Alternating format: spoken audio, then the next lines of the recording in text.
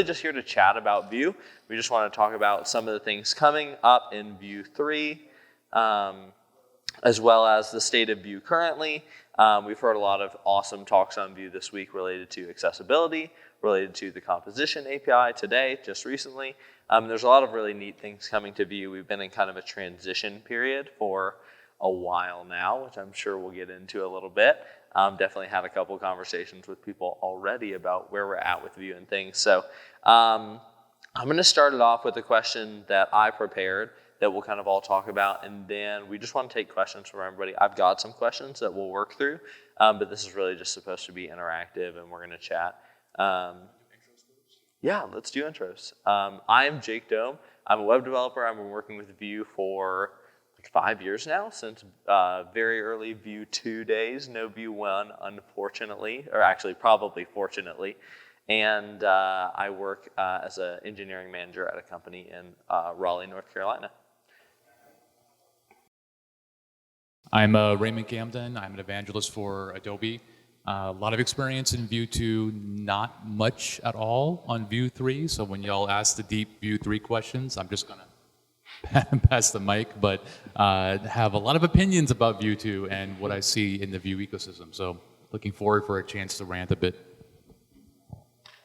Hey, I'm Kayla Swain. I am a senior JavaScript engineer at Aware 3. And yeah, same as Ray, I have a lot of Vue 2 experience, not a lot of Vue 3 experience. But yeah, I recently got into full-time Vue development like in the past few months. Before then I did React, and before that I did Angular 1. So yeah, won't be able to answer any deep questions about Vue, but I mean, if you have AngularJS questions, I'll probably be able to talk shit about Angular, but yeah, Angular 1, I don't know anything about. Once Angular 2 came out, you know, I worked in very old enterprise environments where they didn't ever upgrade, so that's about all the Angular experience I have. We are more than happy to down any other frameworks. If you want to hear us talk about our hatred for any other framework, just ask. Yeah.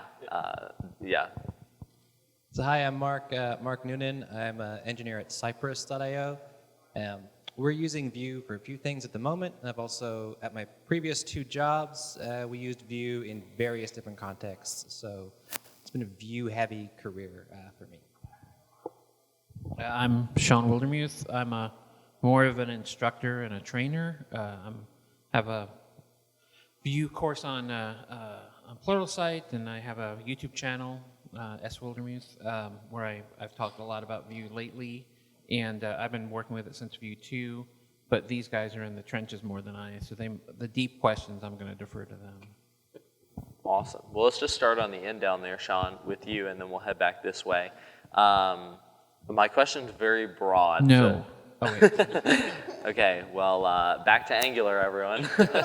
My question's very broad intentionally so that you can kind of go any direction you want with this. And the question is, what is there to know about Vue 3? Like big picture, what you love about it, where we're at today. And we're going to get into kind of its readiness, so maybe we'll come back to that. I've been using Vue 3 since pretty early on. And for me, it's been a change in sort of the singletonness of Vue 3 that I really, of Vue 2, that I'm happy to get away from. I sort of have espoused this idea of islands of functionality, which implies that you might have one or more Vue components on a page instead of building monolithic applications. And that was difficult in 2 and really difficult before Vue CLI. I also like some of the things they stole from React, like teleport is really cool. Mm-hmm. I'll be showing that at 1:30 if anyone's around. And as anyone who was here for the last session knows, I adore the composition API and trying to spread the good news about composition API. It took me some time to come around to the composition API with Vue 3. Took me going to a place that was already using it. But that is a pretty big change in how we're putting components together, especially how we're grouping related things within like the script section of a component. So moving from the object that was containing a key that was saying, here's all the computed stuff together. Even if it's totally unrelated parts of the application functionality that you're doing, you would still group it together because that was how it became reactive in your template. Versus if I have a little section that handles like getting the user, I can have a computed thing that goes right there and is declared there and accessed in my template. Then later I have something else that's computed that's related to like the page they're on. I can go and get that at the time that I'm doing other things related to that part of the code. So that sort of changing how and why we're grouping things was a big deal for me. Another one is Vue 3 and the composition API specifically brings a lot of TypeScript support. I did not really use TypeScript before Vue 3, so that brought to me like a lot to learn at once that wasn't specifically Vue 3 but was enabled by it. So it's sort of, it can feel like there's a lot of learning going on and separating out what's Vue issues versus TypeScript issues versus why we're doing stuff like that. A little challenging, but worked out. So I forgot the specific question. That. It's about Vue 3 in general, Thank like you. a favorite thing or. Gotcha. Okay. Yeah, I knew it was about Vue 3. Couldn't tell you what I was supposed to say about Vue 3, but so yeah, like my company uses Vue 2. Like I feel like a lot of places still do, and we're starting to look at moving to Vue 3, and I'm really excited about like kind of condensing down those like options and stuff because it was a bit of a like a mindset switch whenever I went from Angular to React, and then going from React to Vue 2 was kind of like, okay, there's this computed stuff, but why do I need that? Why can't I just stick it in the it was a little bit challenging for me to grasp that at first, and I feel like some of that stuff with the composition API changes, and like I feel like especially with our junior developers that we have coming on from like boot camps and stuff, I feel like almost all of them are teaching React at this point, or at least it feels that way. And so I feel like it'll be easier for them to get into the Vue 3 mindset than it is for the Vue 2. But yeah. So I made the mistake, and I didn't know it at the time, that I decided I was going to really adapt to Vue 3 when it was released. And in my opinion, it's not released yet. And I may be in the minority, but this morning I did check again. I went to vuejs.org, and it's not Vue 3. So I've been in dev relations-ish type roles for 20-ish years. I tend to always take the mindset of, what is a new person coming to Vue.js going to think? And they're going to think Vue 2. And I'm being petty. I will definitely, and emotional, probably not rational, but I keep thinking, when it's officially released, that's when I'll start blogging about it and really learning and sharing the experience with others. And I know like 3.2 is almost out, and there's already all this new stuff happening, and I'm just waiting for it to be really released before I migrate to it. From what I have seen, the composition API does seem like a better organization, so I am looking kind of forward to that, getting used to it, or getting into it. Yeah. Well, we'll circle back on like the readiness of Vue 3 because I know that's definitely a topic near and dear to our hearts and a lot of people in the community who have been waiting on Vue 3 for a long time. One thing that I think is really cool about Vue 3 that often gets kind of glossed over is the performance improvements. Like the new reactivity system unlocks stuff that no other framework can do, like at a technical level, using proxies as the reactivity system versus what they're using before. It removes a whole category of bugs of when you're updating state or when you're pushing to an array and stuff doesn't update and you're like, why in the world is this not working? And having to use like this $set. There's that whole like category of bugs which is eliminated, which especially for new users is something every single person stubbed their toe on, whether you were a senior developer or like it was your 5th day learning JavaScript.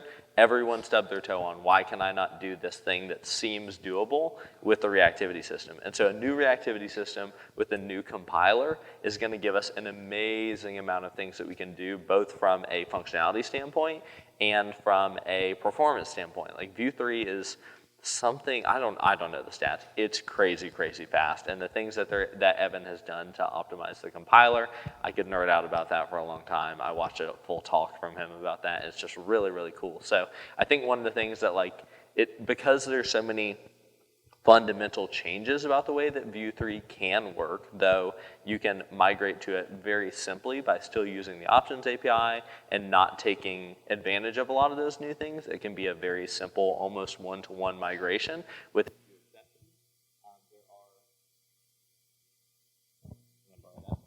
Hello there.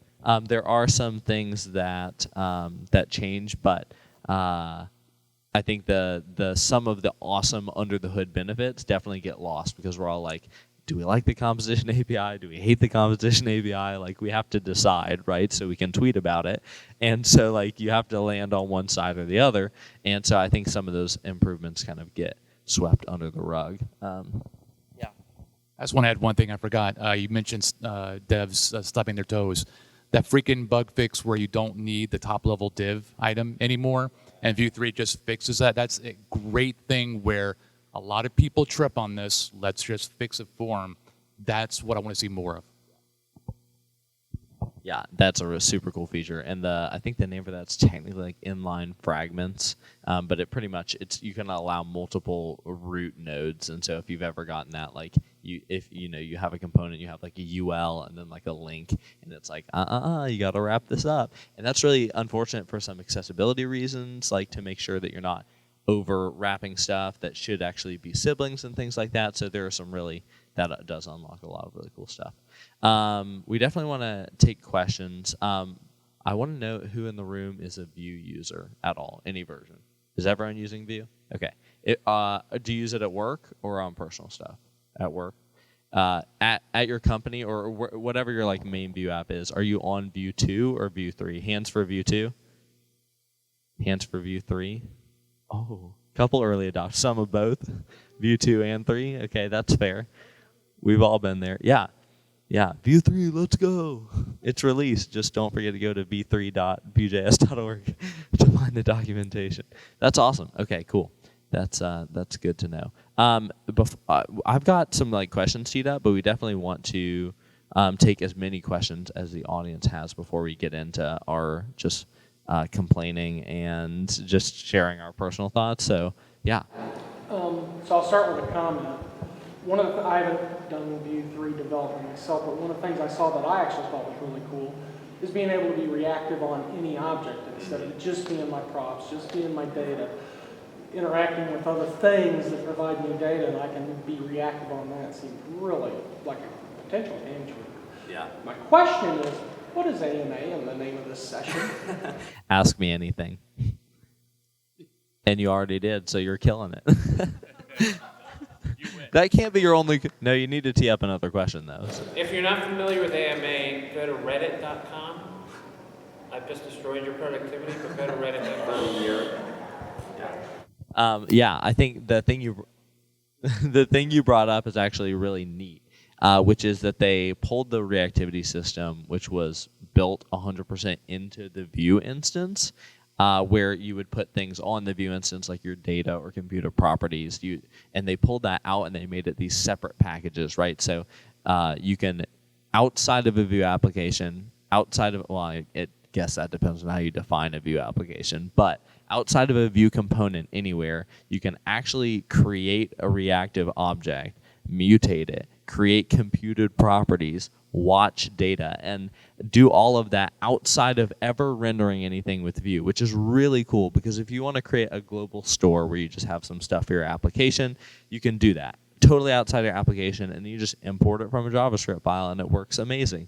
Someone gave a talk at VueConf, I was like, this is going to be the stupidest talk I've ever seen, and it was on Vue.js on the back end, and I was like, I literally am going to hate this talk so much, but it was absolutely incredible, because what he did was he created a reactive store which served as his database. Terrible idea. Please never do this. But what he did was he created a reactive store, and then I think he was just like saving it to a JSON file or something in a watcher. So you would just watch for the data to change and then save it to JSON. And then he also had like methods which could be called but from API routes, and it was the craziest thing. But the whole point of his talk was there are these innovative and cool things that you can do now that you couldn't do before because of the reactivity system being pulled out and on its own. So, and that's the way the composition API works as well, is you're writing these, if you write like a function, a composition API function or hook or whatever you want to call it, you're using these reactivity APIs, which are, you're just importing from Vue, and you're not doing it within a component context. And so because you can do it there, they're like, why not? Can you do it everywhere? So you can actually do it with Vue 2.6 as well. If you're on Vue 2 application, you can use Vue 2.6 actually exports Vue.reactive, and you can do the same thing in that. So you don't have to adopt the new hotness to get all of that functionality. So I think it's a good question to talk about the readiness of Vue 3. So my question for everyone on the panel is, are you using Vue 3 on whatever your primary application is in production? And if not, why not? Because at this point, so you know kind of where it's at, it is released, it is stable. I don't think it's technically in a beta. Yeah, it's been out for a long time. I mean, you wouldn't think that you'd be on 3.2 of a beta. Like, you release at some point and then you increment. But they've been waiting for the community to kind of get up to date around it. They were waiting for Nux to get up to date. They were waiting for the router and all their first party but separate libraries like Vue Router, Vuex, and those things to be. And I think all those first parties are up to at least a beta, but I believe a stable on all the first party libraries. But there's definitely the community hasn't caught up yet. If you're using like a library, say like Vuelidate for forms, or you're using Vuetify is a great example. If you're using any of those like big third parties that you may be using in your application, most of them are not up to date yet. So that's their reasoning on why they've held off up to this point, making it like the official and not deprecating Vue 2, but pushing people from Vue 2 to Vue 3 aggressively. And I have a lot of thoughts about that. I may save them for off camera, some of them, but that's kind of where we're at. So that's the preface to the question. So the question is, are you on Vue 3? And if not, why not? So, I mean, it almost sounds like a chicken and egg thing. Like maybe Vuetify is waiting for Vue to adopt 3 before they put resources into updating. At some point, the people in charge need to just do it. Like, it's been a very, very long time, and those were totally valid reasons, but that was a year ago.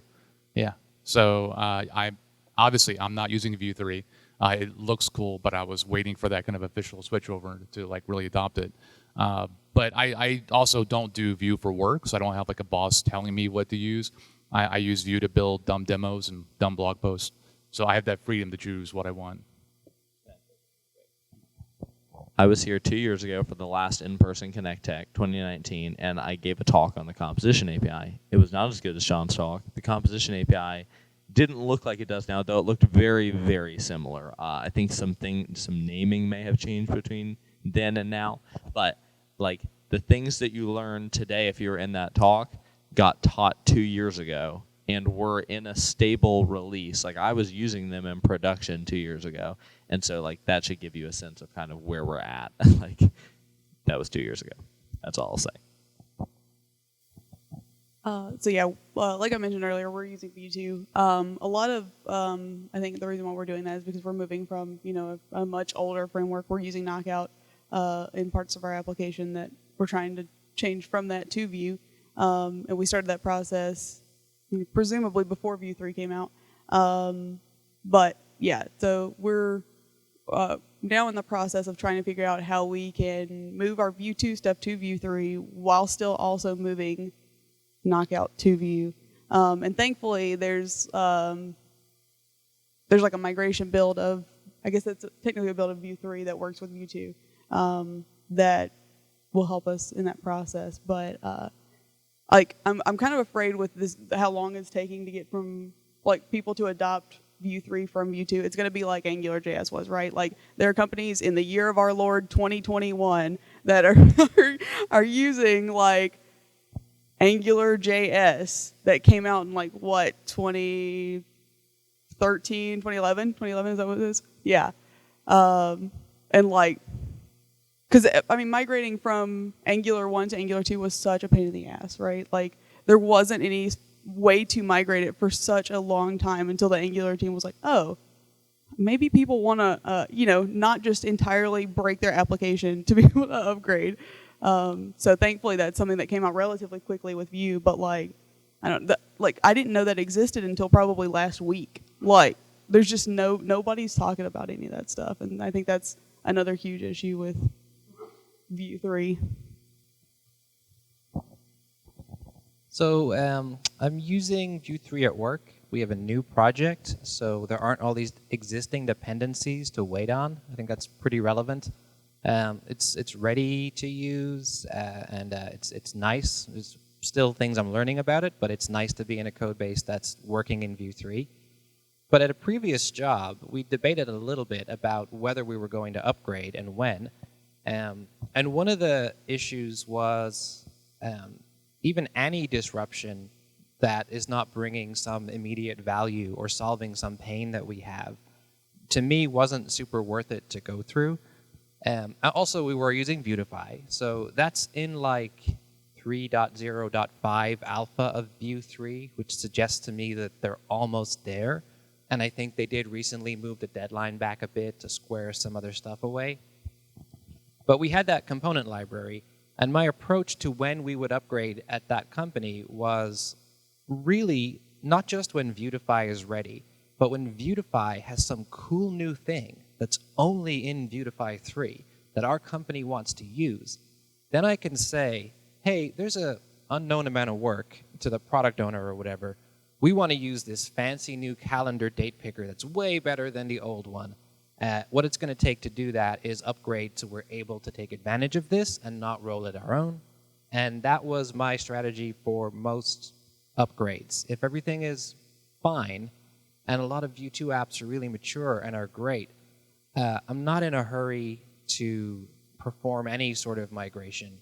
But when you're starting new stuff and you start to feel some benefit to using Vue 3 with new projects or in your personal projects, then maybe you also go, oh, it's worth it. And it's worth it because 90% of our components won't change, but in new components, even in an old code base, after the upgrade, you can start to take advantage of the composition API or like start folding the composition API into your Vue 2 apps with that package that you can use for that. So I don't know. I don't feel like there's a rush for people at work to need to upgrade just because the big version number has changed. I think when you experience something that can be solved by it, then it's the time, or at least for me. So I don't do a lot of project work anymore. At least I don't get paid for project work. I work for a few nonprofits, and the one that probably most people know about is wow, that's going to escape. I'm going to get in a lot of trouble for forgetting it. It's something really important that I'll tell you when I remember. But they're on Vue 2 specifically because of Vuetify. So I've been watching the Vuetify reasoning, and I alluded to this in the last talk that Vuetify was not just trying to convert to 3, but to re-architect what they were doing. And I think that's happening in a lot of the libraries. You see that with Butyl 8 as well. They want to change holistically how they're doing it at the same time. And because of that one-pronged approach, I think we're getting resistance about moving to 3. For me, for nonprofits that aren't using a lot of third-party libraries, because I tend to avoid them somewhat, we're all on 3 just because it's faster, and especially the plumbing, the idea of how you set up a new object and be able to have more than one, that was to me such a big win. And I tend to build using the pages functionality in the CLI a lot, where I'm building a lot of small components, and Vue 3 just has made that process just a lot simpler. And And I've started to actually use it for custom elements as well. There's a functionality in 3 to allow you to create custom HTML elements so that people could use them without having to even know they're using Vue, which is, to me, a big win as well. The thing that gets kind of dropped, when I started into Vue 2 initially, the reason why I was excited about it wasn't really how it worked, was the fact that it didn't require a compile step, that you could start with dropping the JS, writing some code, and you could get that functionality. And some of that's been lost as we've gone to 3. So certainly Vue Petite, if any of you have looked at it, I don't think it'll ever be released as a product. But the ideas behind it are to sort of fill in that niche that like Apache, and I think SvelteKit has one, where we can get more of those small little interactivities without having to build a whole application. Vue 3 doesn't necessarily answer that, but for me, especially because I teach, I'm paid to stay up on whatever the latest. So my slant is certainly bent because of that. Because I have a Vue 2 course that I wrote 3 years ago, I guess. It's available on YouTube for free. I took the paywall off of about a year and a half ago. And it still gets a ton of views because that's what tons and tons of people are viewing, much more than the people that are watching my Vue 3 stuff on Pluralsight, for instance. Question?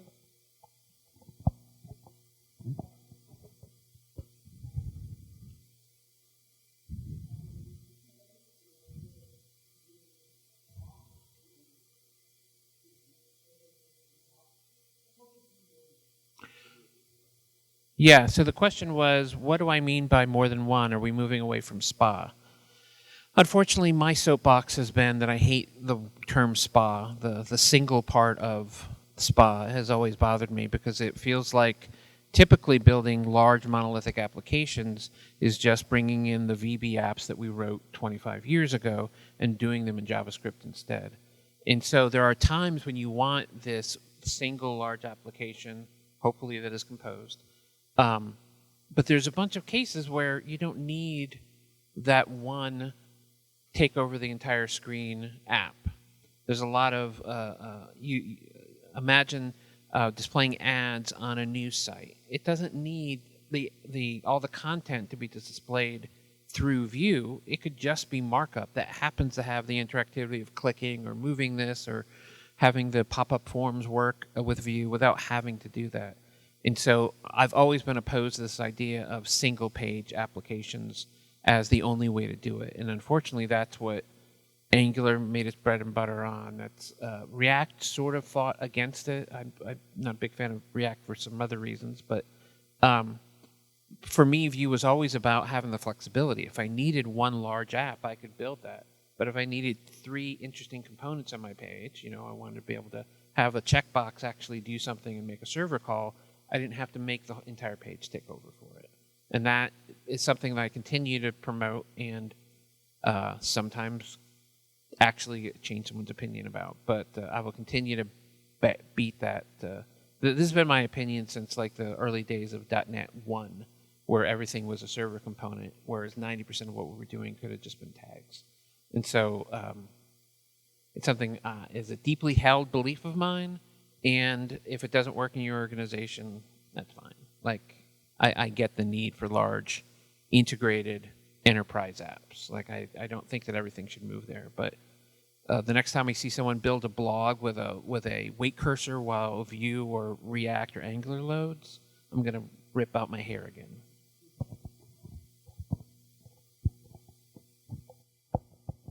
And related to that, the main technical change in Vue 3 that makes that more doable is this they kind of accepted that idea of having multiple Vue instances within an application within maybe a server render page or whatever is delivered from the browser, an HTML file or whatever it may be. So what they did was they changed the way that you can actually customize Vue, the way that you put data on a Vue instance to not be prototype based, where before you would do like view.prototype, and then you could throw stuff on there like view.use, and then it would register plugins into that Vue instance. But then when you created when you actually mounted Vue on the page, you had already mutated the global Vue instance, which exists everywhere, so that every application or every instance of Vue that you created on a page would have to have those same things. So they moved away from that in Vue 3 to where you actually create instances of Vue. So you would be like, var app or const app equals create instance or whatever it is. And then you could pass it a config for that particular instance. So it makes it a lot easier to do what you're talking about, which is there are a couple different terms for islands architecture. What did you call it earlier? Okay, islands of functionality. I know Jason Miller from Google likes to talk about islands architecture. He's got a really interesting blog post on that if you want to look that up. He works on the Preact, or pretty much is Preact. And then front, what is it called? The term of like having multiple frameworks on the same page, which is probably a bad idea. Front end. Micro front ends, exactly. Yeah, that's what I was thinking of. So if you're into micro front end architecture, Vue 3 really opens up the door for that as well. What's interesting about that is instead of there being the one shared instance, which is what Vue 2 really hangs its hat on, is you can still opt into sharing that data. Like it allows you to have sort of the best of both worlds. Instead of everything being shared, you can have two apps that actually are still sharing because they're still in the same JavaScript space. They're just isolated from each other until you want them to be isolated. The custom elements, I did a video recently about custom elements where I'm putting 3 custom elements on a page. They're all individual Vue instances, but they share data between them, so you can actually event from one to the other and things like that. But because you can opt into that, it's the way you implement it is whether it's a shared object or a new object.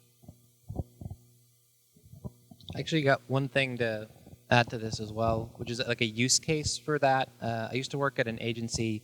We used Adobe Experience Manager for a lot of client sites, and that would, spit out a page with a Java backend, and somewhere on that page we might have like a component that used Vue, so someone could author it in the content management system, and we'd maybe have a way to give that component a little container div where we're going to mount the Vue app, and it would have to have like a unique ID, and we'd figure out some shenanigans there.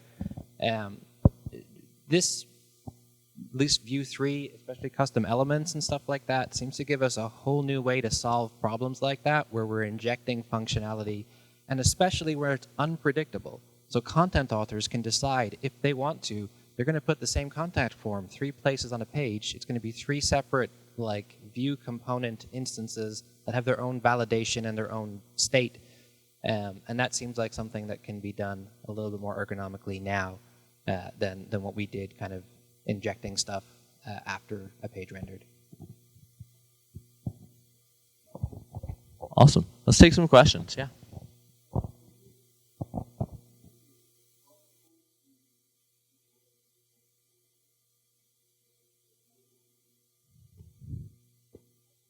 I love this question so much. This is my favorite question of all time. Mark, yeah. So the question was, is it plausible, and if so, is it a good idea to do away with Vuex and Vue 3, which is my favorite question of all time. This is such a softball for me, but I'm not going to answer it. Mark, you said you. Oh, Sean said you wanted to say something. So Vuex. With their new reactivity system, you don't need to be using Vuex. And the complexity of Vuex is more than a lot of applications need, but some do. And so what it does is it broadens our availability of how you do reactivity in shared state and stores or whatever you want to call it. Vuex 5 is a big departure that still we don't even have an alpha of yet, so you can kind of pretend it doesn't exist. For me, Vue comes in when I have a complex application where I want to control state change, because a lot of the problems that I get that make Vuex hard to work with is that they're exposing bugs that I should fix. And so where I use Vuex, because it's complex enough, because there's a payoff to the extra work of creating Vuex, it's great. But not every application, if they need shared state. With reactivity in 3, You can simply have just an object or a factory pattern, or there's a number of different ways to handle it. I feel like I'm just plugging my YouTube channel, which I make no money off of. But I have a video on Vuex and the alternatives there as well, because I think for a lot of people, just creating a static object or a factory that returns an object that has some data is what you need for smaller projects. But when you are creating that SPA or those enterprise apps, the payoff for the complexity of Vue, I think, is there. Just as you get more complex, it becomes harder to know about side effects and things like that. A controversial opinion about Vuex 5, if you look at it, is they want to get rid of they want to simplify it and make it easier to work with, which is great. But one of the things they're going to get rid of is that state can only change inside of a commit, and then we don't need Vuex at all. If that's the way it goes, then I'll probably just stop using Vuex. Because that to me is the huge win of like, oh, I don't think I'm changing the state, but every time I click this button, it's actually changing the state. Because I'm not unaware that the code I'm doing is changing state. That's where, for me, is the huge win. Because that functionality in Vuex is only at development time. There's none of those checks at production time. So it allows us to find those bugs in production instead of waiting for bug reports from users. I'll chime in on that super quickly. I got my mic back working. I think I turned it off in my pocket somehow. I was like, I have too much to say. I have to get my mic back on. Okay, so Vuex 4 is the stable release for people using Vue 3. So if you're migrating from a Vue 2 application using Vuex, it would be 3, I believe, then you can migrate to Vue 3, and you can migrate your Vuex code to Vuex 4, which is the stable version, and with, I believe, no API changes. The API works exactly the same. So you can migrate old apps without any hiccups. What you're going to be doing is you won't be maybe changing your paradigm of the way you're building an application. So it might be a little bit like if you start writing composition API code and using that, you'll have a couple different ways that you're managing state with application, but that's not the end of the world. Vuex 5 will be the version where they kind of adopt the new ways that we're thinking about managing state.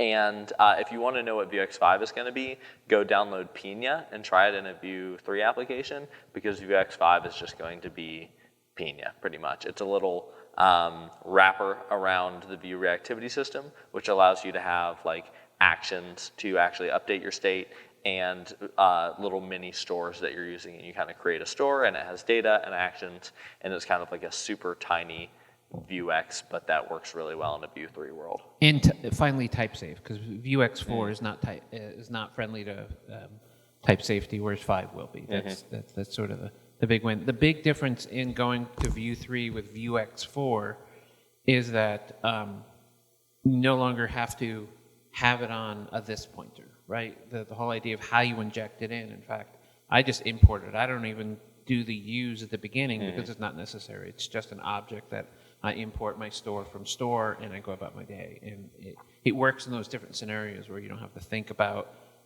that every object in my entire tree necessarily has to have it. It may be that I'm just passing them all by property, and it can be agnostic or not even need to know about the store. If you want to know more, I would love to show you some stuff, so I'm happy to look at this after, because I have a ton of examples and thoughts. So, any other question? What other questions do we have? We're getting... Lunch is up next, so I know you guys are going to be like, oh, we don't have any questions. Well, I'm going to ask some and keep you here anyway, so you might as well ask.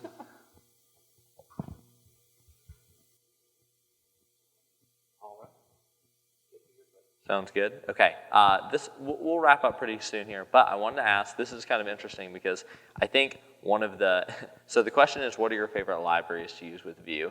And the reason I think it's kind of an interesting question is because using third-party libraries are pretty much going to be your main reason you don't want to move from Vue 2 to 3, right? You're using Vuetify or using some library. Maybe you're even using like UI components. You're using a like flickety slider, which just like 3 or 4 small things even, but you're using them in a lot of places that are just going to be a pain. You know, maybe they haven't updated it to Vue 3 yet. Maybe they have no plans on updating it to Vue 3 because they built this thing 6 years ago and they have moved on, or they don't write JavaScript anymore because they actually are happy people.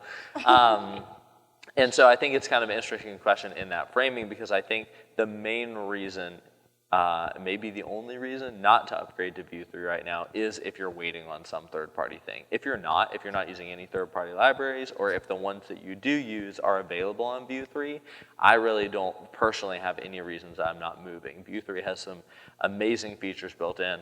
Better performance, less bugs. It's pretty much better at everything, except that the community and the ecosystem hasn't followed it yet. So with all of that preface given that third-party libraries can be a giant pain, I did want to ask, like, what are some ones that you found particularly helpful? Maybe it's like an edge case thing, or maybe it's like a day-to-day thing like Vuex. Go ahead, Mark. Okay, I can start. I sort of have 2 answers to this. One general use library called VUE has been really amazing when I've seen it. And is that for Vue 2 or 3? For both? It's for both. Okay. And maybe more so for Vue 3. Can't quite remember, but I think it works in both, or many of the things do. And it's like a library by Anthony Fu that is a way to create just little hooks in Vue into things that you might need to be doing routinely. So if you want to have like a way to get the scroll position and use that to influence something about a template, you can have a little use scroll function you import that will let you grab that and then register it as a reactive value. And a lot of this is just capturing boilerplate we often have to write to do a specific thing. Several times I have submitted something for code review and it'll be like, oh wait, this timeout that you wrote, that's like 5 lines. It's just a 1-liner you can pull in from VUE, and like really starts to be a first thing I reach for to see if it knows how to do what I want. My other favorite category of library is anything that provides UI components with strong accessibility baked in, so you don't have to think about that too much yourself to know that you're doing something that's been tested. Vuetify seems to have a really good reputation for this. They have a lot of accessibility issues, receive feedback, get created in GitHub, get fixed. So I really value the work that can be done to make a component accessible and have it validated by more people than just work at your company, and then be able to benefit from that. I especially like it if you can get a headless, unstyled, unbranded component that functions correctly for accessibility. Vue Tensils provides some of these. I'm not sure how Vue Tensils, like what version it's at, but that's a Stegosaurus, I think is the username that goes with that. And I love it. You just, you get no styles. You just get some elements that render out and change. And accessibility is super important to me. So libraries that provide that save so much time that, like, just, it's a godsend. All right, who has? You want to come this way and we'll loop back around? All right. I was about to say, I don't know what kind of libraries that we're using that are particularly dependent on Vue 2. I know we use Vuetify, but I believe that's on the way out for us, so that will soon not be a limiting factor. But yeah, I don't know what else we have that's dependent on there. That may just be lack of experience in both our code base and in Vue. So. I'll echo Vuetify. Also, either Bootstrap Vue or Vue Bootstrap. I can never remember the order they do. Building a lot of demos and having that polished look being easy to do is very, very important. So.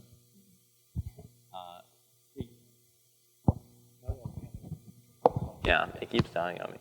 I think it might be battery life issues. Piggybacking off of your thing about UI components, I love the UI components from Headless UI, which is built by the Tailwind Labs team. It doesn't have anything to do with Tailwind. If you're a Tailwind hater, which there are many of at this conference, I don't know why. There must have been a blog post I missed. Everyone descend on ConnectTech and mock Jake. But anyway, built by the Tailwind Labs team, but they're totally unstyled UI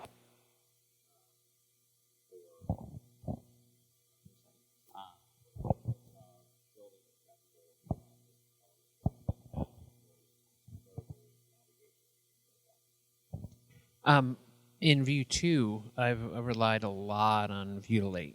That's I've tried a lot of the validation libraries because a lot of the people I consult with are doing forms over data with Vue, and that becomes just so crucial to really understand how to build reusable sort of validation. Since everybody hates it, I'll mention it. I adore Tailwind, and it integrates with the Vue CLI or V really easily. I don't know if you know this, but I have a YouTube channel, and yeah, smash that like. But I recently did a video on you hate Tailwind because you don't know why you're using it, because it isn't like Bootstrap and Tailwind don't do the same thing, and that's one of the reasons why I really like it. I love Bootstrap as well. It's not an either or. Yeah. So again, because they don't, I'm too old to write production code. I just don't have that many libraries. I think I misspoke earlier. I think it's actually Vulidate that we are relying on Vue, or is Vue 2, but instead of Vuetify. But I honestly couldn't tell you.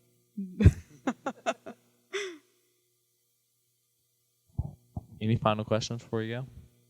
3, 2, 1. Thank you for coming, and we'll be around for a little bit if you want to hang out and ask any offline questions or hear me rant about anything. I have rants on pretty much any possible topic, as I think most of us do. So we'll be up here for a little bit. Thank you for coming. We appreciate it.